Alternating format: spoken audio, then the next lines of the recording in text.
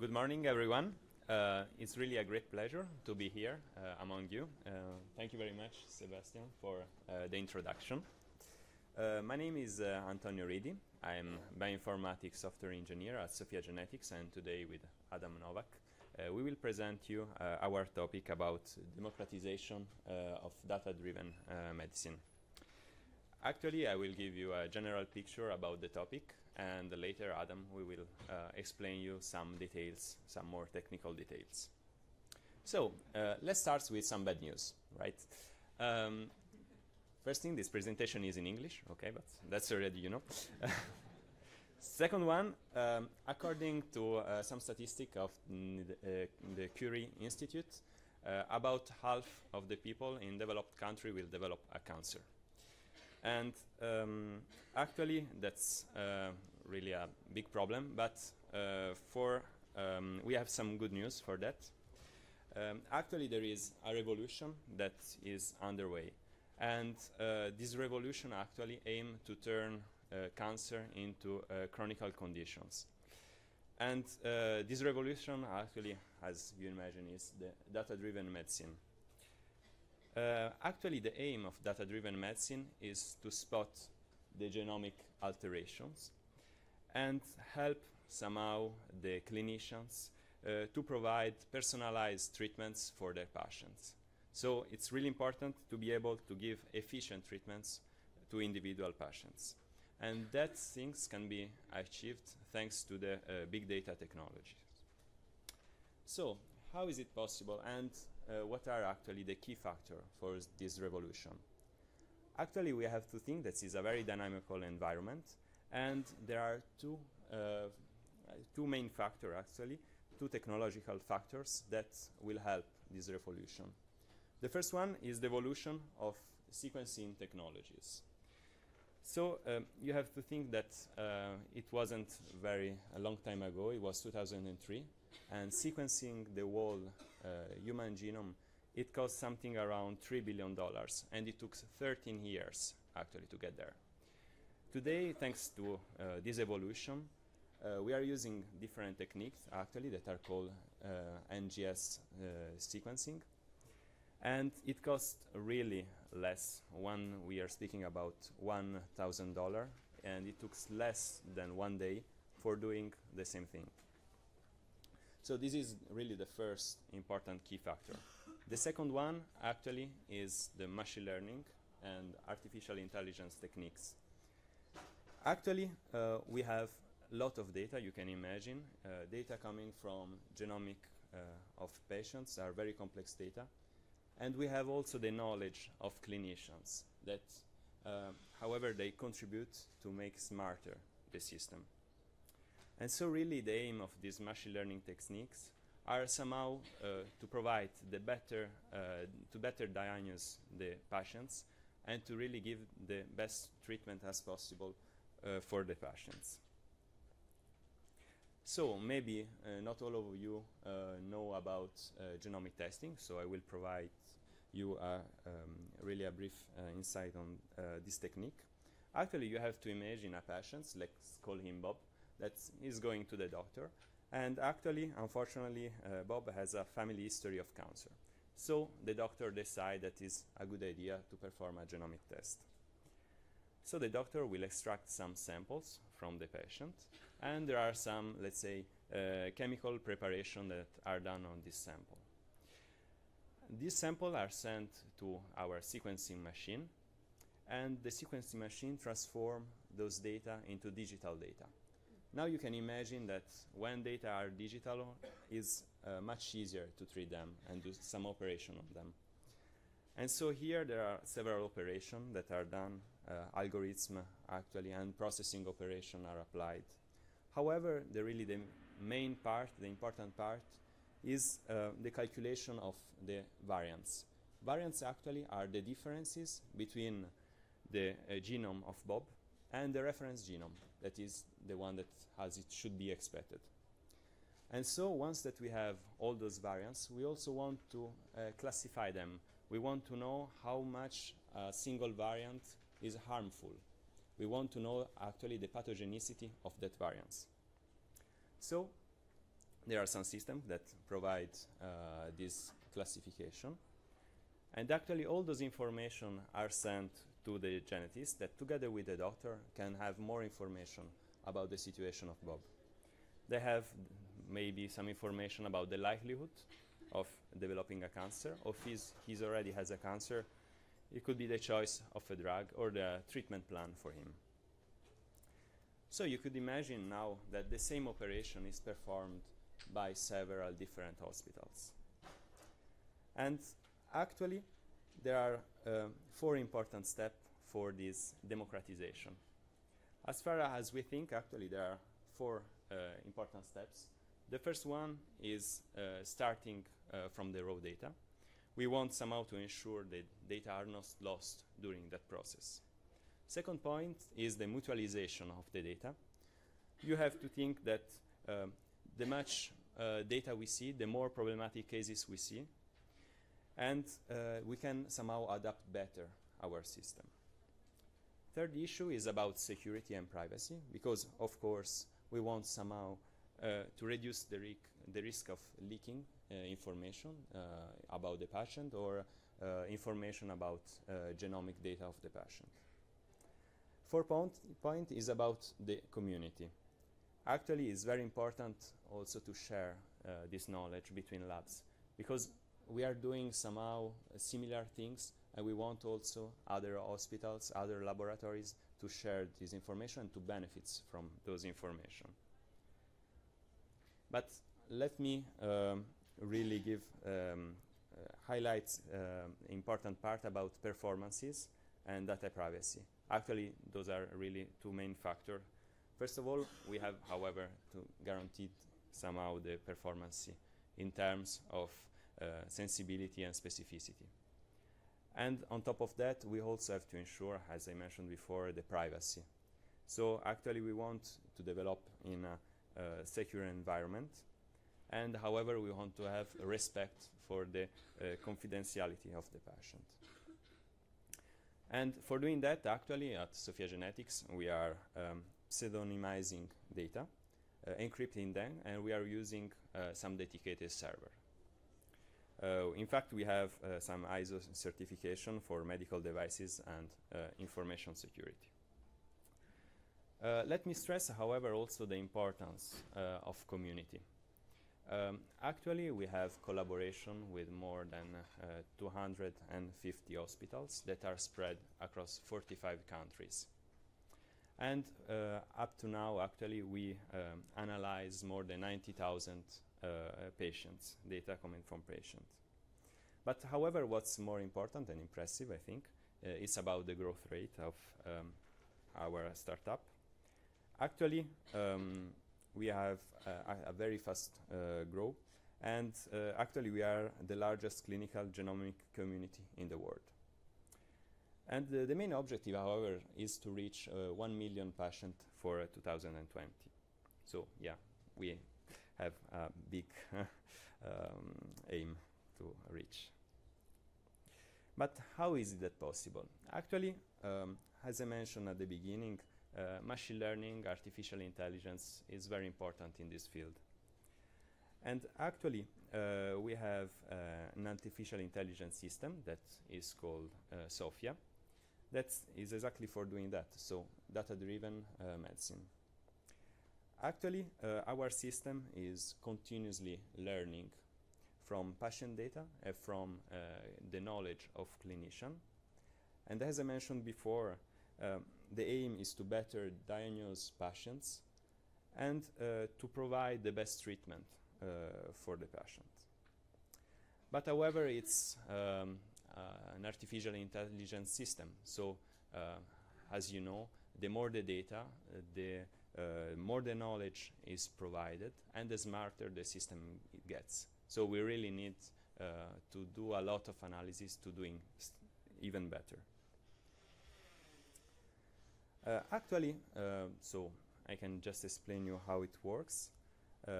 Sophia, our artificial intelligence, is reachable through Sophia DDM. That is a SaaS platform, and actually is very secure and easy to use. is small and self-adaptive application, so the calculation are not run on the computer of the clinician, but are run on our server. But how exactly it works? So if we take as example the genomic testing that I showed you before, actually the patients go to the doctor, and the doctor so decide to take some samples from that patient. Those samples are analyzed with this sequencing machine, so we have now access to the digital data. So through the interface and Sophia DDM, we are able to upload those files, and Sophia, so our intelligent system, is actually computing by using those data, so applying some smart algorithms inside. And then we send back the results. Usually it takes few hours, so we have not to wait for a long time, however. And we are able, however, to notify the doctor about the result of the analysis. And then the doctor can analyze the list of variants, going through the pathogenicity, and he has the knowledge also for giving advice to the patient and giving the best treatment as possible. So let me conclude my part with talking about another key point that is about the ecosystem that we have created. Actually, Sophia is, let's say, independent on the sequencing technology as enrichment kits, because you have to imagine that you have different technologies that can be applied for doing this process. And a very important part is to be independent from this process in order really to democratize as much as possible those data-driven medicine. And actually we are active in 5 different disease areas: hereditary cancer, cardiology, oncology, pediatrics, and metabolic disorders. And now I leave the floor to Adam Novak, who will provide you some details on the technical parts. Thanks.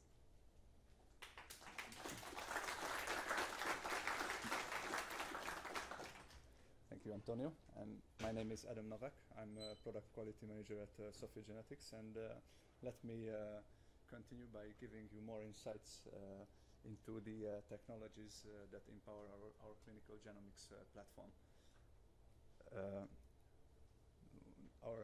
One of our core technologies, Pepper, is a technology that is able to detect small variations in the genomic DNA. Muscat is a technology that is designed to identify more large-scale alterations, such as DNA duplications or deletions of DNA.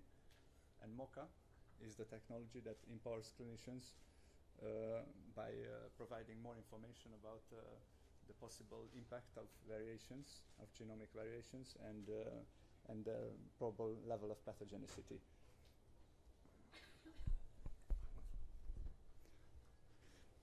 So why are these advanced technologies needed in this area? Well, the reason is that genomic sequencing data is inherently very noisy. Imagine that reading the DNA using these techniques is a bit like trying to read a newspaper when all you're given is multiple copies of it with different types of printing errors, and it's chopped up into tiny pieces. Well, reading newspaper this way is not an easy task, and this is exactly what we see when we try to analyze the next generation sequencing genomic data. So often what you see, even for the same patient sample, is that depending on the NGS platform or DNA enrichment kit that was used to prepare this patient sample, you see very different types of systematic and random errors in the genomic data. So it is tricky to understand what these biases are and how to best treat them. And this is where our technologies come into play. Pepper is, as I said, is our technique to highly accurately identify small-scale genomic alterations. And the way it's designed is that it takes into account the specifics of the technologies that were used to analyze the genomic data, and it applies the right way of removing the known biases of those technologies. Let me give you one example. PCR is a technology for amplifying DNA, and one of the known artifacts that it can cause is called mispriming. Well, the way it looks is, if you look at the image above, it's a type of systematic error that is very difficult to treat and hides the real signal in the data unless you apply the right way of removing such a bias. But if you do that, and that is what our technologies are able to do, from the noisy signal, you will receive a clean pattern which allows you to detect the actual genomic variation that the patient has. In this case, a deletion.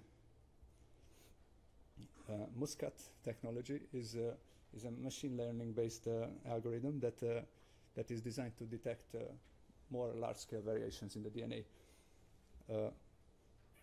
The way it works is that it takes into account all the samples that were analyzed in one sequencing run, because by comparing different samples that are in a run, you're able to distinguish random noise from real signal.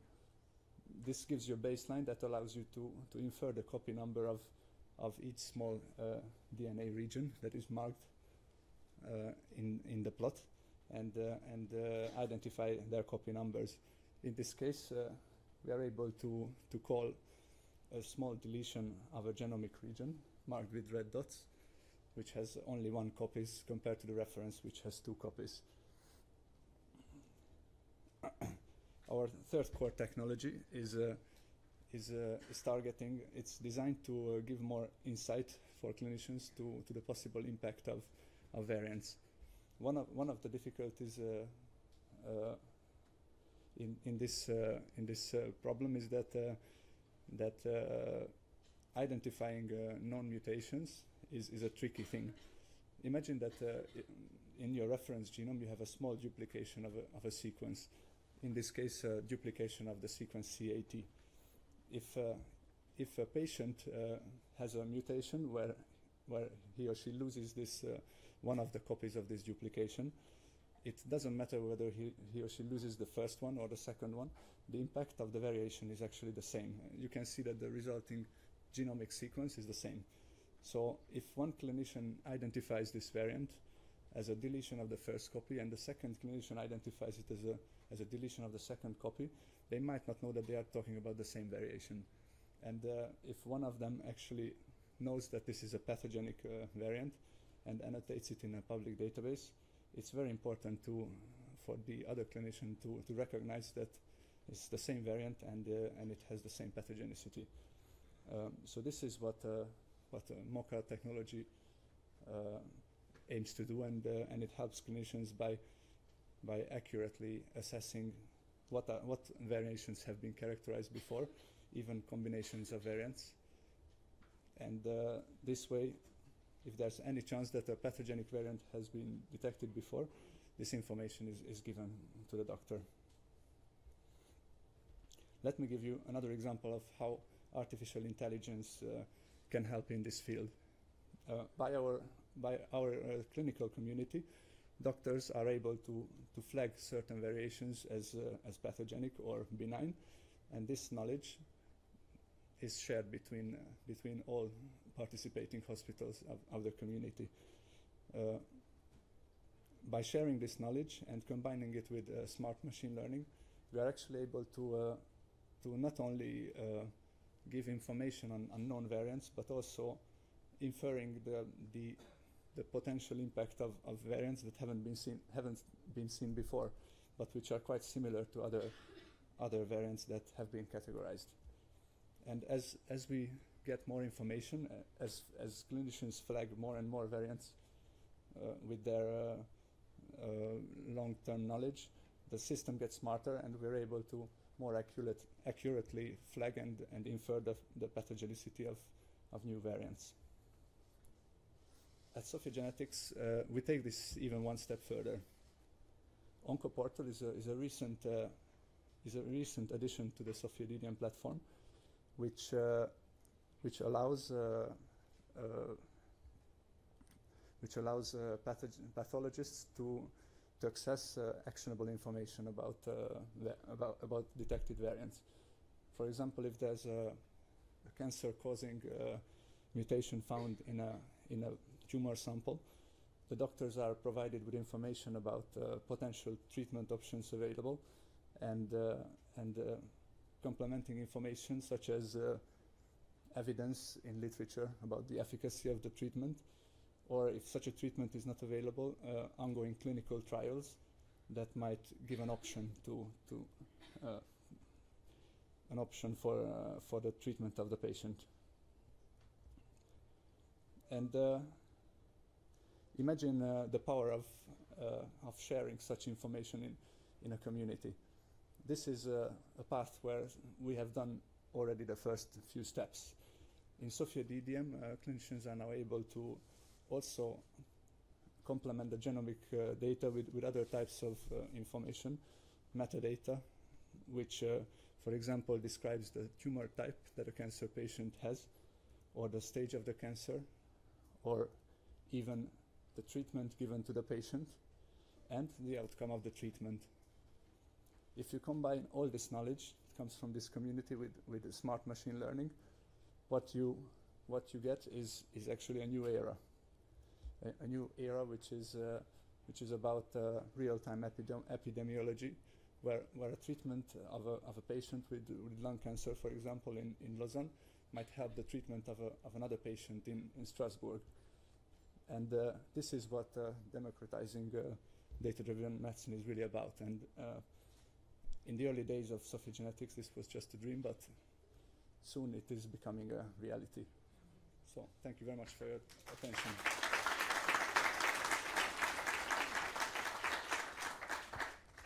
Thanks. Very complicated, but I think this is the future. Does someone have a question? Vous pouvez poser la question en français, bien sûr. Adam et Antonio parlent français. C'est une start-up suisse. Push the button.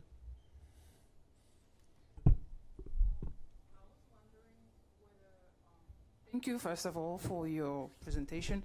I have a question about Sophia / paper versus Mocha. Can this system be applied to mental health? Well, we are in the genomics. We are in the genomics field, so we are looking at genetic data. I don't know if there are genetic causes for. I'm sure there are some genetics causes that can cause mental health, and in this case, the system can actually help. I mean, if there are, I don't know if there are hereditary hereditary mutations that increase the impact of that increase the probability of getting a mental disorder. If there is such a mutation, we are able to identify such mutations. So our technology is independent of the type of disorder, but we are looking at genetic data. Thanks. Alors, quelque chose, une autre question? Bah. Oh, thank you for your presentation here. I do have a question about the expression of genes. Do you plan to do RNA-seq too, or do you only do the DNA, the whole genome sequencing? It's ongoing. We are also soon going to analyze RNA sequencing data, yes. It's not yet available in the Sophia DDM platform, but it's coming soon, yes.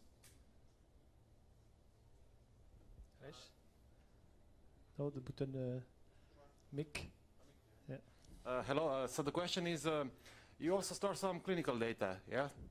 Yes. How do you solve this problem? So many hospitals and saving the data in the same format. You mean the clinical data? Yes. Yes. Well, this is a tricky subject because hospitals have their own policies, and and it's not always easy to negotiate with them what is allowed to be shared, what is not allowed to be shared. So it's a sensitive topic. But I think with having a common platform, it's actually really helping the standardization of the data. So we are able to use information about, for example, ontologies, and using the standard terms to categorize tumor stages or any kind of clinical information. And ultimately this will help and will allow hospitals to actually use the standard. So you're talking about terminologies, right? Yes, the way diseases are categorized, or the way stages, cancer stages are categorized. There are some standards that are being formed, and we will look for these standards and we will incorporate them in our platform, and it's our ultimate aim as well to standardize this field. Yeah, I think we should discuss this later. Okay. Sure. Emily? Who do you think will pay for that? Is it the hospital or the patient or the customer if it's not healed yet? Sorry, pay for what? Pay for? Yes. Well, currently our system is a pay-per-use system. So essentially the uploading hospital or the lab that we are working with pays for each uploaded sample. And the price of a sample depends on what type of what type of gene panel they are looking at. It depends on, there are some very targeted panels which only focus on certain genes, and there are more large-scale panels which are aimed to detect mutation over a large region in the genome. The price depends on that, but it's the hospital that pays for it. And of course they charge the patients ultimately, yes. And in many countries some of these tests are covered by insurance. Depends on the type of test.